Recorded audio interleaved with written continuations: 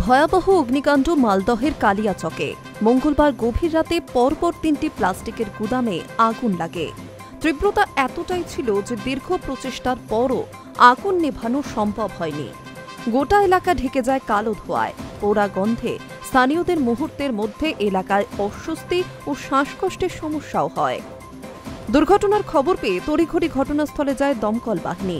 কয়েক ঘণ্টার প্রচেষ্টায় আগুন নেভানো সম্ভব হয়, কিন্তু ততক্ষণে প্রায় অধিকাংশ পুড়ে ছাই হয়ে যায়। কিভাবে আগুন লেগেছে তা এখনো স্পষ্ট নয়। দমকলের অনুমান শর্ট সার্কিট থেকেই দুর্ঘটনা ঘটতে পারে। যেহেতু গুদামে প্রচুর দাহ্য পদার্থ রাখা ছিল, তাই অল্প সময়ের মধ্যেই আগুন ছড়িয়ে যায়। স্থানীয় সূত্রে খবর, গতকাল গভীর রাতে গুদামের ভেতর থেকে ধোঁয়া বেরোতে দেখেন তারা। এরপরই দাউ দাউ করে আগুন চলতে দেখা যায়।